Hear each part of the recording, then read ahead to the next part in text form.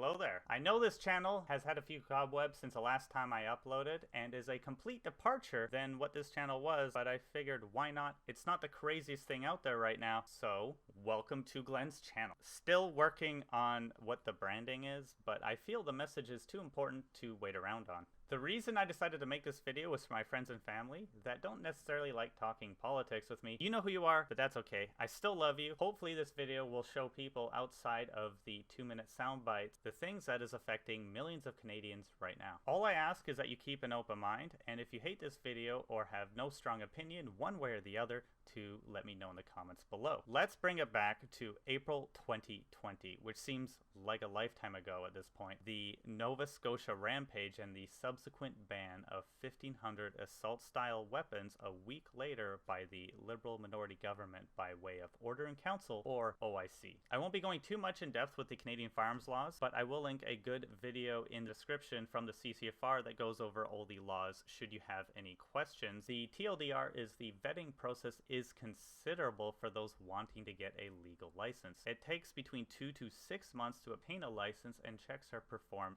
every day on those approved to own firearms. Just know that you cannot walk into a gun store and buy a gun in Canada without first taking a 16-hour safety course and being vetted by the RCMP. Alright, with that out of the way, let's get to it.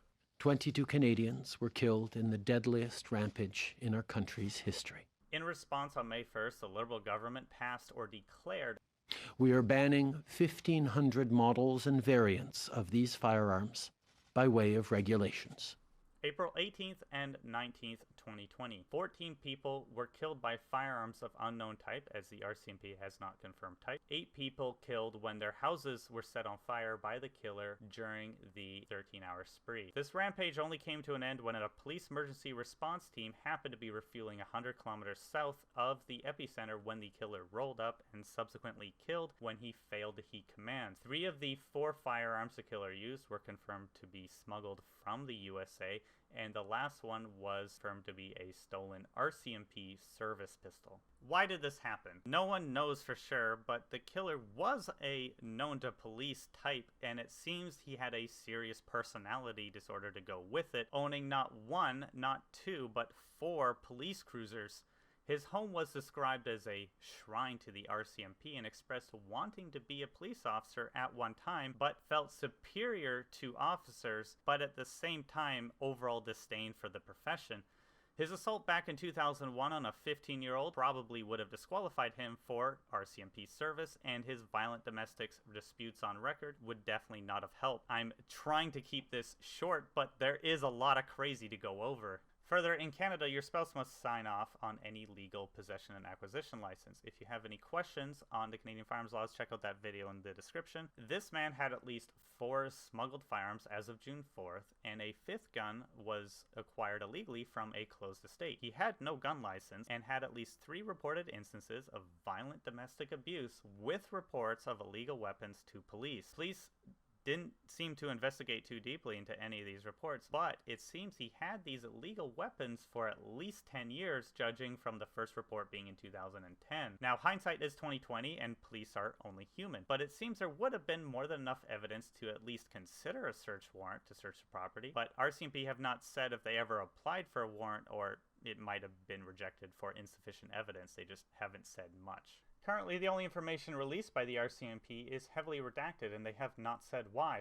On June 2nd, the government did bend to calls for an inquiry, so we may be able to get an answer at some point. Speculation. If this man had been a legal licensed gun owner, it would have been much easier to obtain a search warrant due to the current red flag laws on the books for Canadians. Because he did not have a license, it would have just simply been harder because the standard of evidence is just higher. Most everyone knows the rest. The killer dressed up as an RCMP officer with one of his forward-looking police cruisers and no license plate, and went on a rampage which was stopped by mostly dumb luck 13 hours later.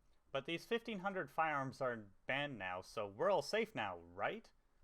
What was it, Mr. Trudeau?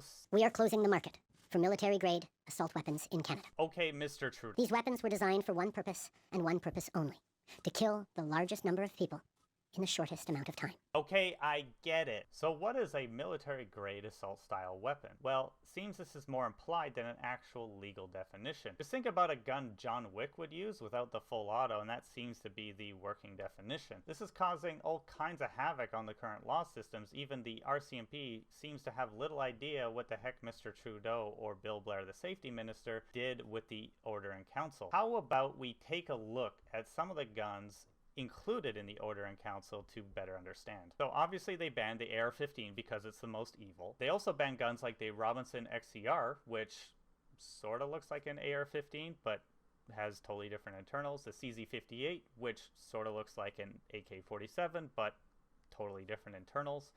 A Scorpion Evo, which shoots a 9mm, but I guess it's sort of evil. And then I guess anything that looks similar to an AR-15, right? The answer is not really. The OIC banned guns like the M14, Mini-14, and a few bolt-action rifles. Thankfully, the M1 Garand, praise be to Flannel Daddy, has not been banned yet. We also have instances where 22 rimfires and plastic stocks were banned, but the non-plastic stock version is left unbanned. But it's the same gun. So is this an assault weapon and this isn't?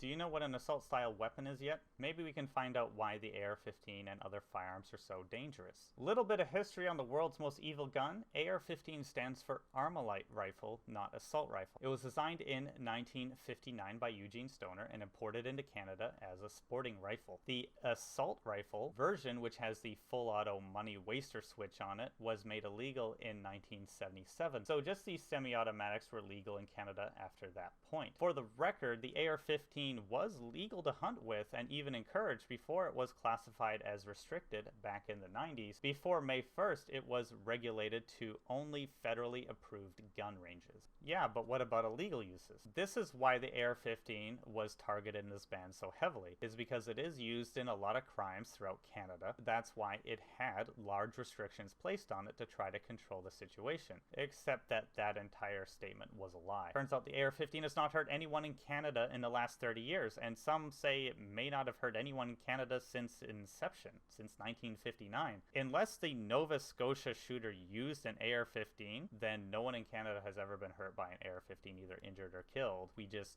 don't know because the RCMP has not told anyone yet. As far as I could find, no injuries or deaths from an AR-15 in the last 30 years, although criminals will sometimes be caught with illegally smuggled AR-15s from time to time. But again, I can't find any reports of it ever being used. This assault-style weapon seems to have gained most of its infamy centered around the USA problems with mass shooters sometimes using AR-15s. In Canada, this just doesn't seem to be the issue. Hell, even our criminals don't even use them. They just smuggle some. The OIC also banned anything over 20mm bore, which is about that big. The reason this is a big deal is because it also banned things like antique cannons like the 9 o'clock signal cannon in Vancouver. The 9 o'clock gun was fired for the first time in 1898, last fired every day between March 30th and April 30th, 2020 at 9 p.m. in local support of healthcare workers. This is now a prohibited device. Are 100-year-old cannons military-grade assault weapons? This ban also prohibited a large amount of 10 and 12 gauge shotguns, as most shotguns are just slightly over 20mm due to the removable chokes. This is causing considerable confusion as the safety minister Bill Blair keeps telling everybody on Twitter and on TV these are not banned, but the RCMP keeps telling everyone they are banned. So who do you believe? The guy who wrote the OIC or the RCMP who will arrest you regardless? There have been some hilarious comments asking if you could use a tweet in your court case if you're arrested with one of these legal prohibited shotguns. Bill Blair has doubled and tripled down on TV saying these are not banned and they only ever banned assault-style weapons, and the hunters remain unaffected. Mr. Motz. Again, wrong answer, Chair. How many shotguns are now on that ban list? The Honourable Minister. Yeah, this is a bit of confusion that was put out by the gun lobby to frighten hunters, and in fact, we did not prohibit any shotguns. Bill Blair cannot seem to answer a question straight about it, but the fact is they did ban bolt-action rifles, they did ban some shotguns, and they did ban 22s.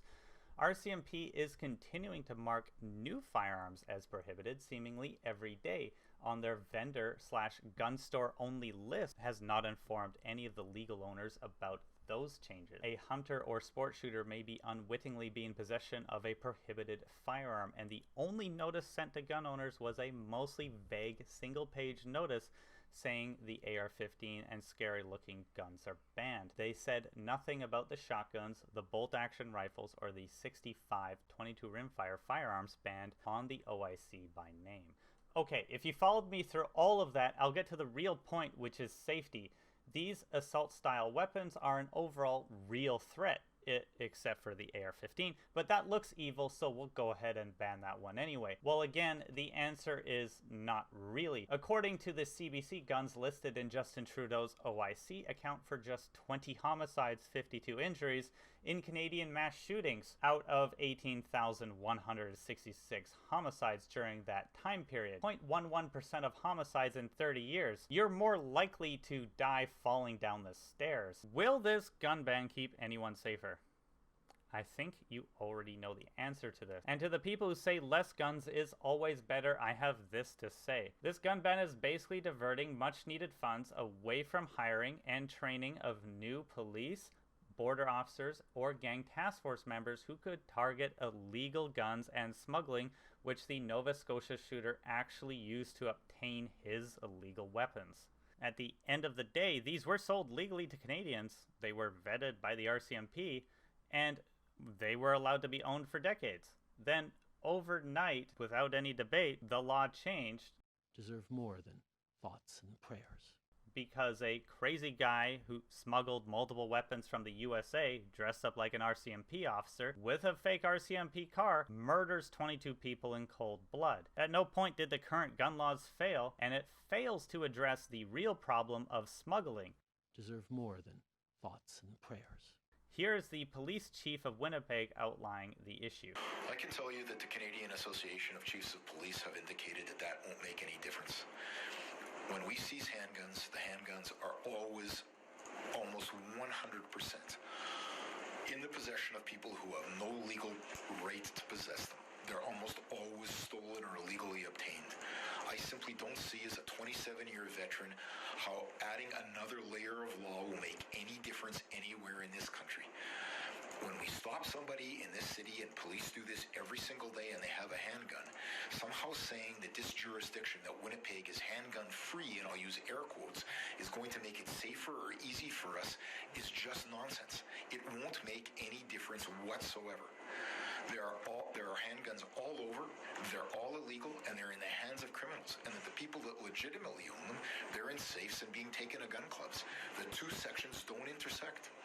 So if someone owns a gun legitimately and it's stolen and it's brought into Winnipeg, somebody saying, well, it's illegal to have that gun in Winnipeg is just another layer of, I guess it might make some people feel good, but it will not change the threat level one iota.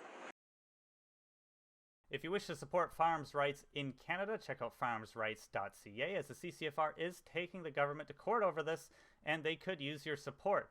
They have an interesting angle which affects all Canadians, not just gun owners. Alright, for our first video on YouTube in God knows how long, I am so done. Subscribe, hit the bell, there will definitely be more coming, and stay safe out there.